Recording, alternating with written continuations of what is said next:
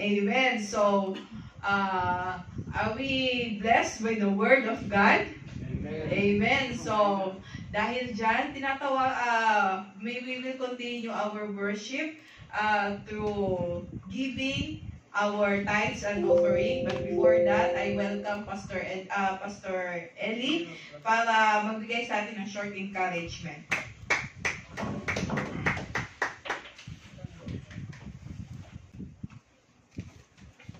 So,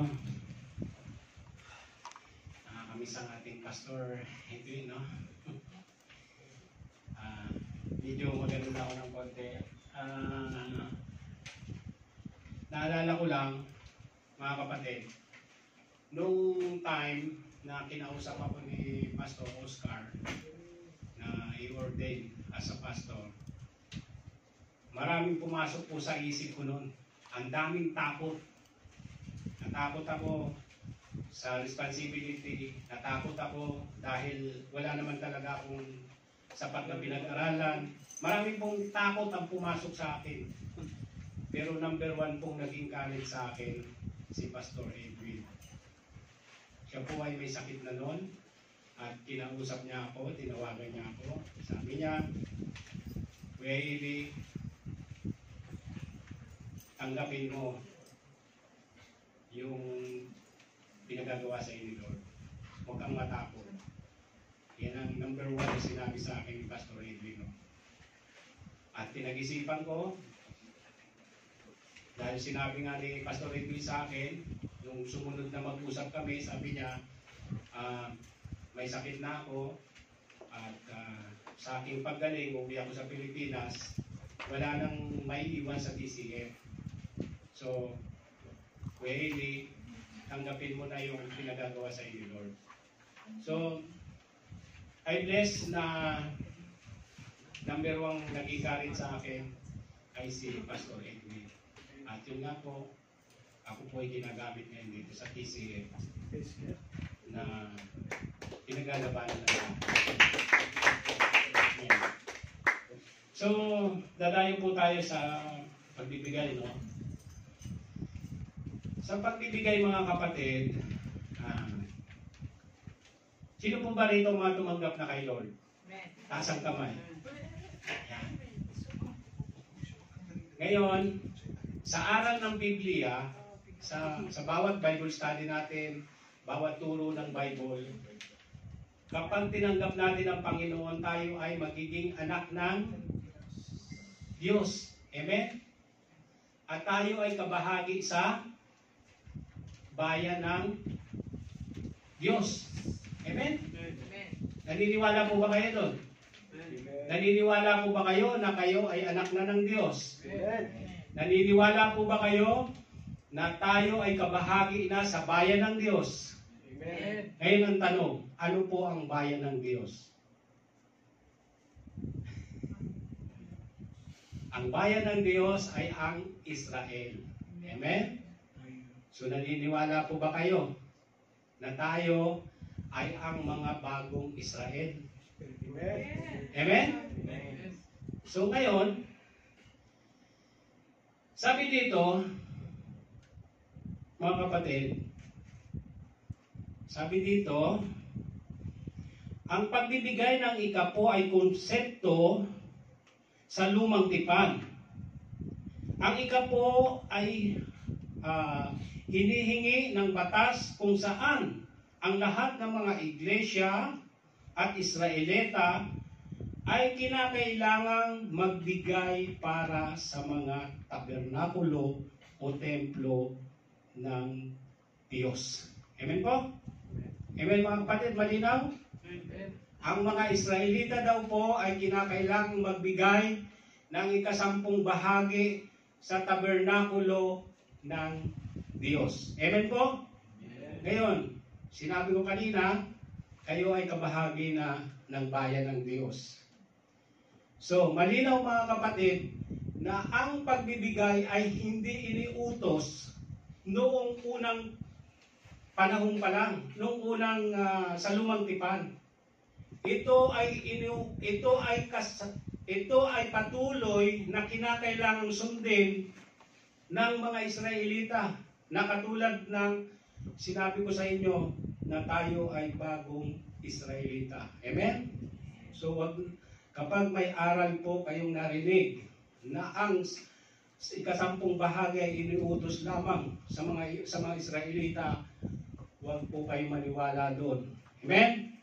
Ang isipin nyo, kayo ay ang bagong henerasyon ng Israelita, bagong bayan ng Diyos. Amen? Amen. Kaya kinakailangan ibigay ninyo ang utos noon sa lumang tipan at maging hanggang ngayon sa bagong tipan. Amen po? Amen. So, kaya yung mga katuruan na sinasabi na ang pagbibigay daw ay nung panahon pa ng mga iniutos sa mga Israelita, tama po yun. At yan po ay patuloy na iniuutos hanggang sa kasalukuyan. Na naniniwala na tayo ay bayan ng Diyos. Amen? Amen. So, malinaw mga kapatid, hindi nagbabago. Ngayon, bakit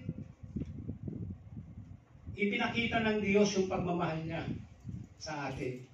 Paano niya ipinakita mga kapatid? Kasi nung time, nung panahon ni, kung babasahin niyo yung Leviticus, no? Nung panahon ni Moises, yung batas na yan, napakahigpit ng mga batas noon. Amen? Kapag nagkamali po tayo, maaari po tayong mamatay. Kapag hindi po sumunod, maaaring mamatay. Pero yung pagmamahal ng Diyos ay patuloy sa atin. Bakit po? Ipinadala niya ang Panginoong Hesus. At nung dumating ang Panginoong Hesus, ano ang sabi? Ano ang sinabi doon? Sabi dito, sa 2 Corinthians 9:7, ang sabi po doon, ibigay ninyo ng ayon sa puso ninyo ang ikasampung bahagi para sa Diyos. Amen? Ayon sa puso ninyo. Amen? Kasi noong time ni Moises talagang obligado Obligado. At hindi po pwedeng magkamali. Pero ngayon, sabi ng Panginoong Hesus, nung dumating siya, ibigay ninyo ayon. Maluwag sa kalooban ninyo. Amen mga kapatid? Maluwag sa kalooban ninyo. Sapagkat sinasabi dito sa, alam niyo po yung kwento ng babaeng balo? Yung babaeng balo mga kapatid? Alam niyo po ba sa aklat ng Lucas chapter 2 verse 1 hanggang 4?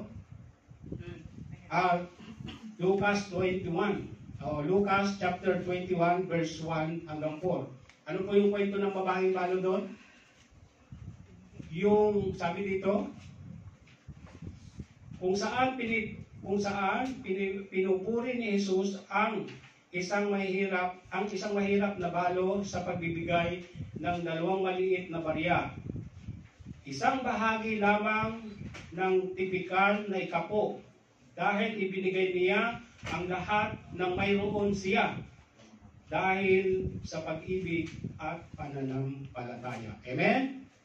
So hindi po dahilan kung tayo man ay kukunti na lang ang pera, wala ng pera, hindi po dahilan yun. Kung tayo po ay may pananampalataya, tutularan natin itong babaeng balo. Amen?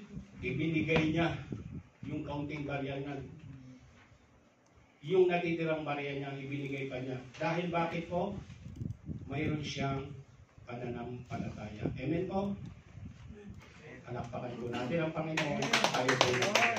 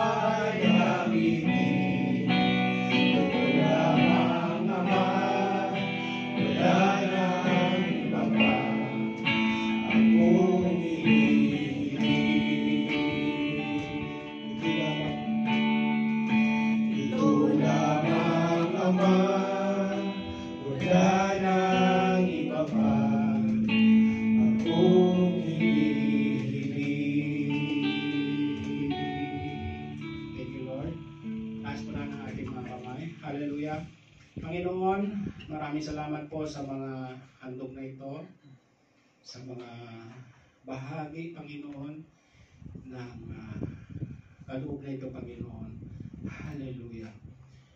Naniniwala kami, Panginoon, na tulad ng sinabi mo sa Malakay 3:10, na bubuksan mo ang durong awan ng langit at ibubuo sa amin ang masaganang pagpapala at hindi mo padadalhan ng salot ang aming pamilya, Panginoon, at pagpapalain mo, Panginoon, ang buong pamilya namin, Panginoon. Hallelujah. Hallelujah. Lord, maraming salamat po sa mga handog na ito, Panginoon. Nawa, Panginoon, ang mga bahagi na ito, Panginoon, ay matustusan ang pangailangan ng aming iglesia, Panginoon. Hallelujah. Hallelujah.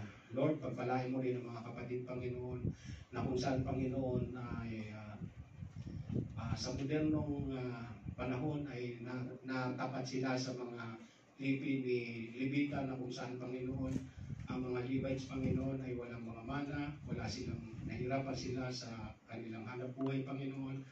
Lord, katulad ng ginawa mo, na pinagpala mo sila, tinulungan, Panginoon. Ganun din, Panginoon, ang mga kapatid namin, Panginoon, na dumaranas, Panginoon, ng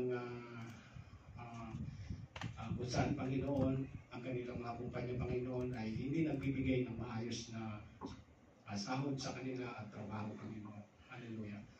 O hallelujah. Kung paano mong pinagpala ang mga Levita, Panginoon, ganun din sila, Panginoon. Hallelujah. Maraming salamat po sa mga alay na ito.